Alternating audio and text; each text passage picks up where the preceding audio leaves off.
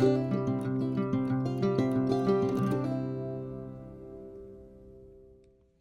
everybody, I'm going to show you how to make this really pretty Jasper necklace. You can use another stone besides Jasper, but that's the stone that I have and I really love Jasper. So you're going to need these components. You will need a teardrop pendant, teardrop piece of rock or something with a flat back. This one is actually 30 by 50 millimeters and a top hole drilled. I already have a jump ring in it that I made. It doesn't come with jump rings, but I made it using 16 gauge vintage bronze wire. And I did that simply by using this, or I used this. I don't remember because I have them both. But you just wrap the wire around, it gets it nice and smooth, and then you can cut it and you have your jump ring. So you'll need your teardrop pendant piece. Then you will need 2 clamshell closure pieces. These are kind of in a bronzy color as well. 2 crimp beads. These are kind of small. You want them small. And then I have some other Jasper components that I'm adding to it. Again, you can play with your colors and your stones, but this is what I'm using. These are some other Jasper rondelles. I don't remember what those are specifically. They're about 10 by 5 inch size. And then I'm using some little Jasper chip pieces, and I'm only going to use about 5 of those. Then 2 more things. You'll need a chain. I am using this chain that's got a variety of different circle shapes, sizes, and I do not know where I got it. We've had it for a while and I just don't remember it all, and the spool of it is blank, so I can't even tell you where I got it.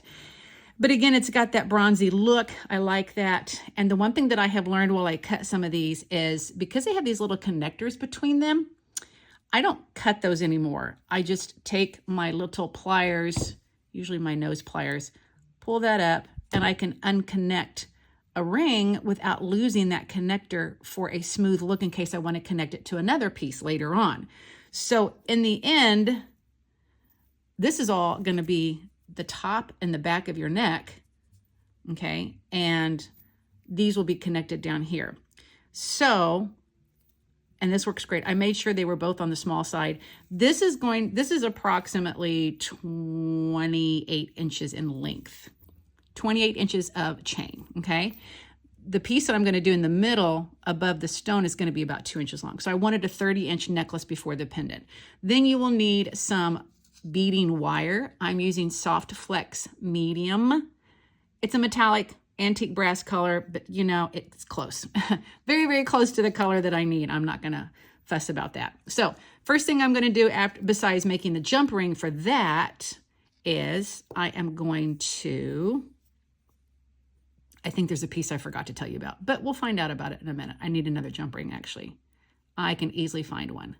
Gonna put 2 of these first. Then I'm gonna put my 5 little chips. Boy, those holes are small. 1.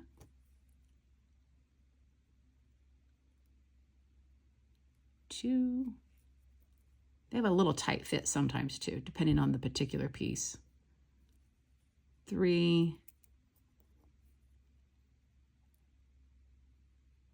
4 and 5. I never cut my beading wire before doing this, never. I just take one end of it off of the spool, keep it on the spool, because I am pretty good about maybe not cutting enough or cutting too much, and then I don't want to waste it because that's not cheap. Then I'm going to finish it off with these 2 rondelles. By the way, I'm going to make some matching earrings. I haven't got that done yet, but that's my goal. Okay, so now that we have that, the easiest way to close this up is the first one. So I'm going to put my clamshell on first and let it fall down. I'm going to take a little crimp bead, and then I'm going to kind of keep it at the top because I'm going to fold it over and reinsert it into that crimp bead. I'm going to pull it up. I have a little bit more than I wanted to do, so let's do this. We're going to poke that other down. I don't want to waste that much because this excess, I want it to go into those beads. And if it's going to go past, if it's too long, it's not going to fit in those small chip pieces. So I just want enough to be able to clamp it. Now I'm going to have some help at this point. Here we go. I'm going to poke that back up a little bit more. Need to hold the right part. Sometimes I forget which part of the string I'm holding on to. I'm trying to refinagle it. I can always cut it. I'm going to push this up, and I hope you can see this. Okay, and I'm sorry if there's shadows. See if I can get my light a little bit better. Maybe that helps. That's kind of a softer light. Push this up almost as high as I can get it. Okay, without losing it. I'm going to crimp it right there. Then I am going to go ahead and cut a little of that excess off because I don't think it's going to, just a little bit. Then I'm going to go ahead and bring these, bring this one up. And we can go ahead and insert our crimped bead in there and get that other piece of wire through the hole at the bottom. I'm going to try to do it where you guys can see what I'm doing without my hand in the way. So it's going to go down in that hole as well.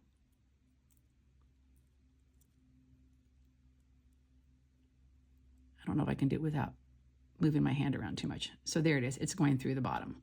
Okay. Turn it around so it's easier to close. These are really easy to close with your hand. Oh, there we go. Voila.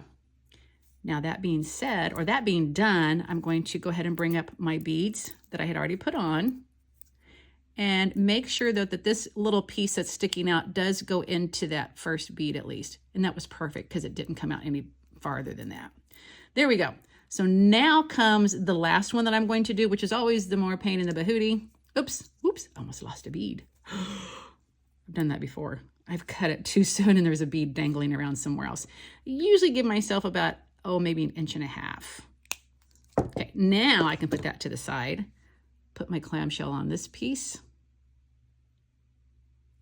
I'm thinking, I've redone this necklace actually several times, but I like what I'm doing on this, but I'm redoing it because it was easier to refinagle the original one. And I got to remember how I did that. I'm going to put the crimp bead on this side. Now, I have way too much excess here, but the trick is getting this thing folded in if I don't have enough room. I'm going to try and take a little bit more off and see if I can do this without having too many problems. Because again, I know it's not going to go too far down. And I want to hold on to the bottom so I keep it kind of snug and tight and I don't have this looseness in here and this laxed space. I'm probably making up words today, I'm sorry. So here we're going to do this. Keep it dangling down if you can and fold it over. Actually, I'm going to try to put my finger underneath the very bottom of it too, like my ring finger down there. Kind of keep it together. Whoop. Let's do it this way. See, this is always the most difficult part. Put it in the crimp bead. And then I've got to somehow make sure it goes into the bottom. I should put that on the table. Through the clam piece. And that's where sometimes it just doesn't want to do that because they're not lined up the same. There we go. I think I did it. Ah! Sorry, the crimp bead has flown away. Wait 1 minute. Okay, I'm back with crimp bead number 2. Those are a little feisty little boogers. And they will fly all over the place and you'll never see them again. And you can just hope that your vacuum will get it if you have a thick carpet. Let's try this again and see if I can avoid sending that thing sailing through the air. Really, this is the pain of the bahootie part. I will probably just put it back down. Speed this up.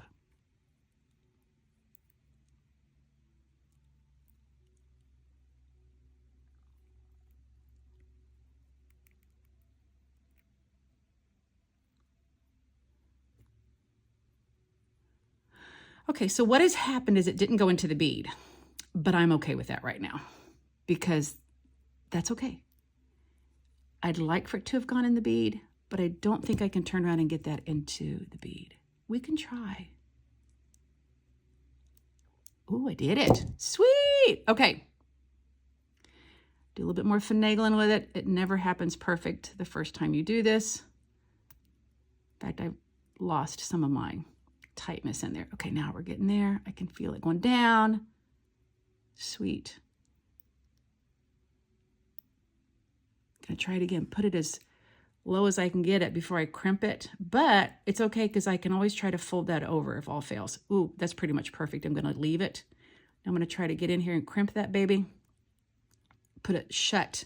Now, yeah, it's a little bit over the top of where this is gonna close. I was successful with this yesterday. I'm gonna try to fold this over a little bit and close it at the same time and stick my tongue out and cross my toes. Worked! Sweet! Ta-da! Okay, that's always the hardest one is the last one. But now I've got both of those on the end of this piece. The idea is that we're gonna put them like this with another jump ring because that one is too thick to go into the little holes there. So that's what I forgot to do. But guess what? I have one. And what I did was I stole it from the necklace that I had clipped earlier. So we'll just put that baby back. So we're going to, and if you have one of these necklaces, I would just encourage you to use rings off of those if you do a ringed chain. That way everything keeps matching and looks good. I'm not necessarily blind. I'm trying to not pull it apart too far and get away with it. Ta-da! Now I'm going to add that to here, which this is thicker, so I've got to get it into this jump ring. Perfect. And this is where, oh, it's doing pretty well. I might squeeze it just a little bit, but definitely it's pretty much right on target. Sweet. So that's my bottom part so far. That's actually the easiest. I mean, that's the most difficult thing to do, and it's really not difficult, but the rest is a piece of cake. I need another jump ring. And once again, I'm going to take one of these pieces that I used earlier, or I did make some other, they're just really fat. They're way too big. I don't think those are going to fit in there. The 16 gauge pieces. Nah. Okay. So I will go ahead and use another one of these rings. I think. I'm debating on this. I'm going to do it anyway. Let's get that one in there. Now, before I close it up, I am going to join the two ends of the chain that I've already cut. Again, I cut it to 28 inches. And my last links are the same size. So if you have the variety of sizes, I used the small ends for this. I'm going to put that over there. Then I'm going to close it up. And we have a necklace after I close this baby up. Squeeze it just a little bit. And I overdid it. There we go. Ta-da! Ta-da! Okay, so there it is. Again, I'm going to make some matching earrings. Those will come out pretty soon. But it's kind of a fun boho chic Southwestern look. Hope you enjoyed it. Thanks.